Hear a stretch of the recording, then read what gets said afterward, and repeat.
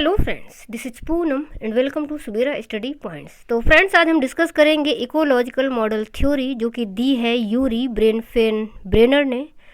तो आज इसी को डिस्कस करेंगे। इसके अलावा इसके पिछले वीडियो में हमने एरिक्सन का मनोसामाजिक सिद्धांत डिस्कस किया था। तो यदि आपने वो वीडियो नहीं देखा है तो उसको भी देख लें, क्योंकि काफ़ी इम्पोर्टेंट सिद्धांत है एरिक्सन का, तो उसको भी देख लीजिए। और आज डिस्कस करेंगे पारिस्थितिकी तंत्र सिद्धांत। तो चलिए फ्रेंड्स, शुरू करते हैं। उससे पहले यदि आप चैनल पर नए हैं तो चैनल को सब्सक्राइब कर लें, साथ ही बेल आइकन भी प्रेस कर लें, ताकि आने वाली सभी वीडियो की नोटिफिकेशन आप लोगों को मिलती रहे। तो चलिए फ्रेंड्स, समझते हैं इनके सिद्धांत को।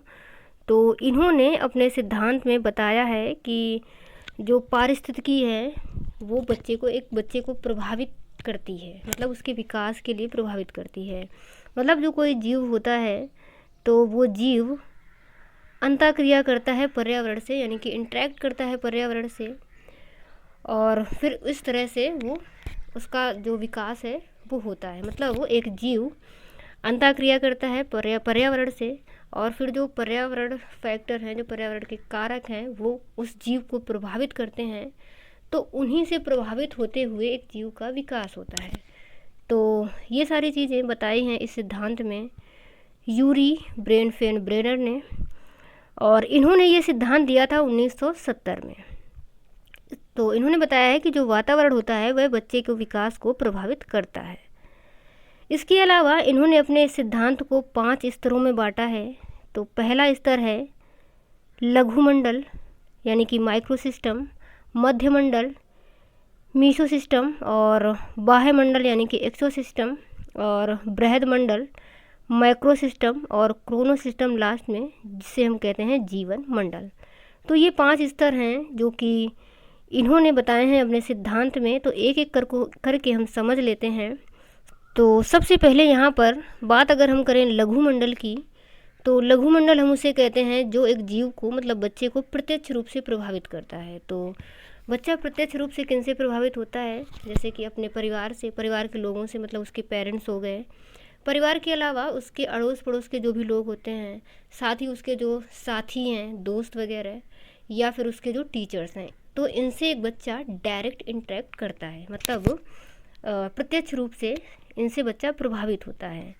तो ये सारे ये सारे जो फैक्टर हैं, मतलब पेरेंट्स हो गए, उसके टीचर्स हो गए, साथी हो गए, या आस पड़ोस के लोग हो गए, ये सब आते हैं लघुमंडल में, मतलब जिनसे बच्चा डायरेक्ट जुड़ता है। इसके अलावा मध्यमंडल की यदि हम बात करें, तो मध्यमंडल में आता है लघुमंडल और बालक की अंतःक्रिया। तो लघुमंडल में अभी हमने बता दिया कि उसका परिवार आएगा, मतलब परिवार के लोग आएंगे, अड़ोस पड़ोस के लोग आएंगे, साथ ही उसके टीचर्स और उसके साथी वगैरह आएंगे।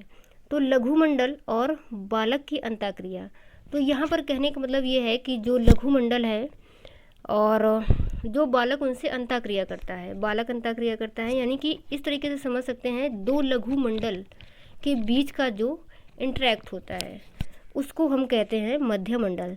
जैसे कि एक अच्छे एग्जांपल से समझ लेते हैं, जैसे पीटीएम होता है, यानी कि पेरेंट्स मीटिंग होती है, पेरेंट्स टीचर मीटिंग। तो यहाँ पर दो लघुमंडल का आपस में इंटरेक्शन हो रहा है, मतलब दो लघुमंडल की आपस में अंतःक्रिया हो रही है, क्योंकि जो उसके पेरेंट्स हैं उससे भी बच्चा डायरेक्ट जुड़ता है, और जो टीचर है उनसे भी बच्चा डायरेक्ट ही जुड़ता है। तो दो लघु मंडल के बीच की जो अंतःक्रिया होती है उसे हम कहते हैं मध्य मंडल। उसके बाद समझते हैं बाह्य मंडल को। तो बाह्य मंडल की यदि हम बात करें, तो बाह्य मंडल हम उसे कहते हैं जो एक बच्चे को अप्रत्यक्ष रूप से प्रभावित करता है। अप्रत्यक्ष से मतलब ऐसे है कि बच्चा जिससे डायरेक्ट जुड़ा हुआ नहीं होता है, बट फिर भी वो चीज़ एक बच्चे को प्रभावित करती है। तो इसको हम ऐसे समझ लेते हैं, जैसे बच्चे के पेरेंट्स हैं, तो उनका जो वर्क प्लेस है, मतलब जहाँ पर भी उसके पेरेंट्स काम वगैरह करते हैं, जॉब वगैरह जो भी करते हैं, तो वहाँ पर यदि सारी चीज़ें अच्छी अच्छी चलती हैं तो उसके पेरेंट्स खुश होते हैं, मतलब खुशी मिलती है, तो वो चीज़ एक बच्चे को प्रभावित करती है। साथ ही यदि कुछ काम में टेंशन वगैरह आ जाती है, या कुछ भी बन बिगड़ जाता है, तो यदि उसके माता पिता टेंशन में हैं, तो वो चीज़ भी बच्चों को प्रभावित करती है। तो यानी कि बच्चा उनके वर्क प्लेस पर तो नहीं जाता, यानी कि वो वहाँ से डायरेक्ट जुड़ा हुआ नहीं है, बट फिर भी वो चीज़ें बच्चों को प्रभावित कर रही हैं। तो इस तरीके से जो चीज़ें बच्चे को अप्रत्यक्ष रूप से प्रभावित करें उसे हम कहते हैं बाह्य मंडल। इसके अलावा बृहद मंडल की यदि हम बात करें, तो बृहद मंडल में हमारे कल्चर्स आ जाते हैं, जो हमारी संस्कृति होती है, जो भी हमारे समाज के नियम कानून वगैरह होते हैं, या फिर जो हमारी आर्थिक स्थिति होती है। तो ये सारी चीज़ें आती हैं बृहद मंडल में, क्योंकि ये सारी चीज़ें भी जो हमारे कल्चर हैं, जिस तरीके का हमारा समाज है, या फिर जैसी भी हमारी आर्थिक स्थिति है, या जिस समाज में हम रह रहे हैं वहाँ पर कैसे नियम कानून बने हैं, तो ये सारी चीज़ें भी बच्चों को प्रभावित करती हैं। तो ये आता है बृहद मंडल के अंदर।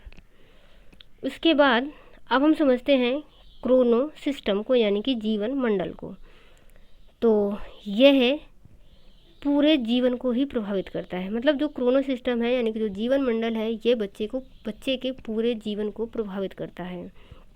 तो पूरे जीवन को कैसे? जैसे माता पिता हैं, मान लो किसी कारणवश उसके माता पिता अलग अलग हो गए, मतलब उनके बीच में तलाक वगैरह हो गया, तो वह बच्चे के पूरे जीवन को प्रभावित करेगा। इसके अलावा कोई ऐतिहासिक घटना, तो कोई भी ऐतिहासिक घटना, ऐसी घटना हो जाए तो वो भी पूरे जीवन को प्रभावित करती है। जैसे कोई डिजीज़, कोई महामारी फैल जाए तो वो भी जीवन को प्रभावित करती है। तो कोई भी ऐसी चीज़ जो पूरे जीवन को प्रभावित करे वो आती है क्रोनो सिस्टम, यानी जीवन मंडल के अंतर्गत। इसको और हम थोड़ा समझ लेते हैं, इस तरीके से बताया है। तो इसमें यदि हम समझें, जैसा कि हमने सबसे पहले बताया था लघु मंडल, यानी कि माइक्रो सिस्टम, तो यहाँ पर आप देख सकते हैं कि उसका घर, भाई बहन, बुजुर्ग, अध्यापक, डॉक्टर, पड़ोसी, मतलब और उसके साथी, यानी कि जो भी उसके आसपास के लोग हैं, उस जिससे बच्चा डायरेक्ट जुड़ता है, डायरेक्ट अंतःक्रिया करता है, वो सभी आते हैं लघु मंडल में।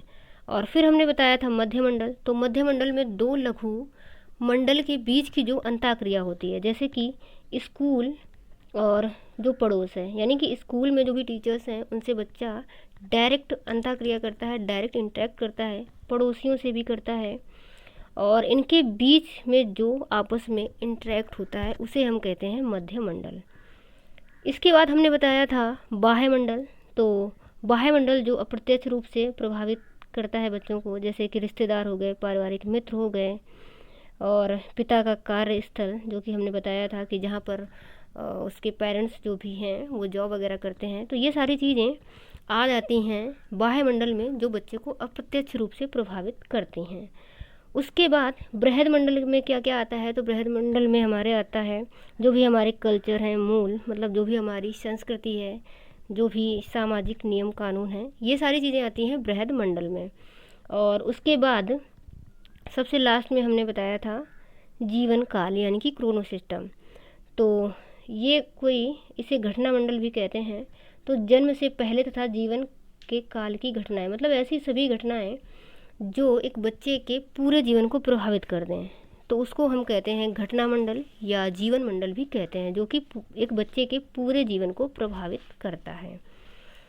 तो चलिए फ्रेंड्स, आज की वीडियो में हम इतना ही रखते हैं, और मैं आशा करती हूँ कि आप लोगों को अच्छे समझ में आया होगा। तो आगे मिलेंगे अगले वीडियो में, तब तक के लिए bye bye and take care.